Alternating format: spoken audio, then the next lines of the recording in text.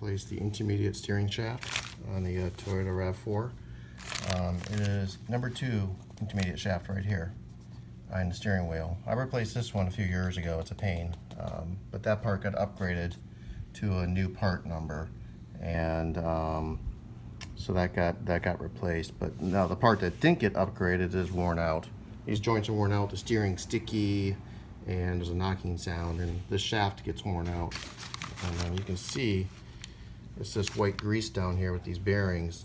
The grease gets worked out, and then the shaft starts to wear out. And so I have a new one here. If you pull hard enough, the shaft will come out, and you can see this is the area where that shaft moves, probably about an inch when the road's going down the road. And this is the part that gets wore out down in here. There's videos about putting oil down here and stuff like that, and that's fine if nothing's worn out and the U-joints are in good shape, but probably best to spend $100, $150 to buy this part. And it's 2 bolts that you reuse, and this is the safety clip, and this is on here so that if this bolt by the steering wheel gets loose, the shaft won't fall off and you won't lose your steering. So this keeps the shaft from falling off the splines right here. What you do is get your 10mm wrench and get the negative off for safety, because you're working near the airbag. And then you see how it touches. You want to just put a towel over it so nothing touches. And then I always honk the horn then and make sure everything is discharged well. Next step is you're going to get your Phillips screwdriver, and you're going to take out these 2 screws right here underneath the steering wheel. And I got them loose. See if I can't get it out. There we go. And then just pull. Then this panel will come out. Set that to the side. Then you're going to go to the back and grab these white wire nuts right here and get them off. And there's a slit on the top of this boot. There's the other one. And you're just going to pull that. It's a sound dampener, what it is for the road. You can just pull, it will come out, and you're done. So here's the first bolt we're going to take out. The second bolt is up here. This is your electric power steering, by the way. That's what that looks like. The next step's a little tricky, because they say to put the steering wheel straight and attach a wheel holder. I'm not going to do that, because when the steering wheels are straight, this bolt is accessible, but the bolt up here is upside down and you can't reach it.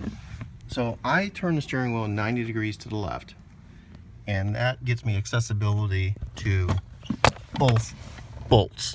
There's the other one. Oh my gosh, where is it? Right up here.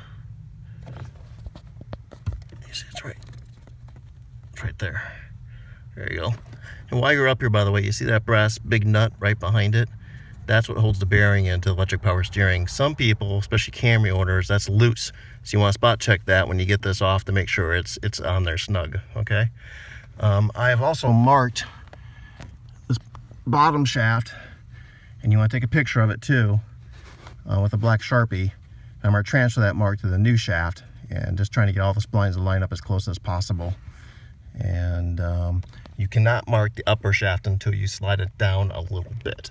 So once it's slid down, then you can mark it a little bit. So you want to take the upper off first, and that takes a 12mm wrench, and that's going to be just doing this right here. You're going to reuse this bolt, and once you get that loose, it'll come right out.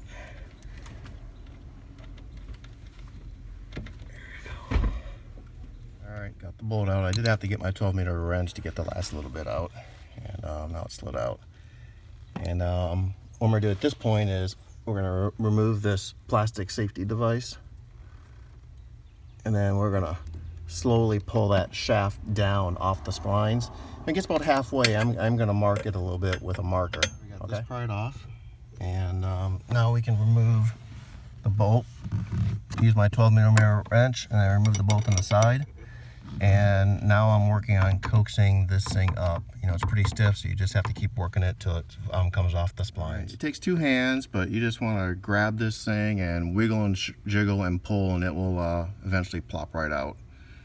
And then I've got my marking on the back side that will transfer to the new piece. And here's the second shaft that goes into the steering rack that I replaced 3 years ago. So here's the new one, and here's the old one. And this thing feels a lot looser than this one. But the reason I pulled this, because when I looked at my vehicle, you can see how this new one, the machine shaft line is nice and straight. This one started wearing. You see that angle? And it's got a nice lip right here. It's real bad on this side. It's just wore the shaft out from going up and down over the years. And you see it's not a clean line anymore. So something was going on here. And I think this is going to help that clunking sound. I transferred the black marks, which was pretty easy. Just went from here to there. And again, on the flat spot over here, went from there to there. That's just to help me line it up a little bit. Of course, this part goes back up by the steering wheel, and this part goes down by the steering rack. And then, like I said, while you got that off, check that brass nut, make sure it's snug behind the electric steering wheel. So using 2 hands, you want to have your fingers on the bolt so it doesn't fall down. And you want to keep it a little bit loose so it slides down the shaft and it lines up. So I'm going to put the camera down so I can do this with 2 hands, okay? Okay, that only took a second. And you see the little black hash marks are lined up and the bolt's in place. I just need to tighten it down a little bit here. And it's 26 pounds of torque for that bolt, but there's no way you're getting a torque wrench in there, so just, you know, make it snug. All right, so that's all tight and done now. Looks good. And this thing's doesn't turn because of the splines, so you got to remove that plastic thing and push this down, and then you have to get it pushed back over the splines here. If it's not going on, it just means the splines are a little out of alignment, and you're gonna have to turn the steering wheel just a little bit to get it to coax out. Happy with the alignment. I had to wiggle the steering wheel a little bit. It slid on. It's not all the way on. I wanted to see the black marks are lined up. Everything's looking good. You gotta keep shoving that thing until those splines right here are covered up. So don't forget to go all the way, and then put the bolt in, okay? Okay, the new shaft is installed. It took a lot of turns.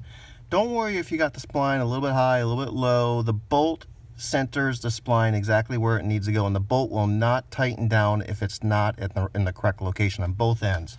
So if it tightens down, you know you've got the part in the correct location, because it's going to self-align itself.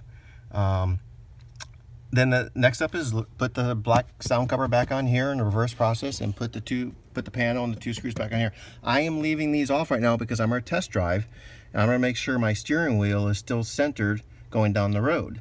If it is not centered, then I'm 1 spline off, and you're not going to remove the lower, you're going to remove the upper, because you can't move the wheels, that's too hard. You can move the steering wheel, so you're going to remove the upper bolt, pull that spline down. Don't forget to put this plastic safety guard back on, by the way, and turn the steering wheel 1 notch to the left or the right, and then put it back together. So it's not a super quick process, but it's easy. But I am going to check to make sure the steering wheel is centered before I button everything up. Not a mechanic, just I haven't seen a video on this. Just want to show me getting it done. That's all.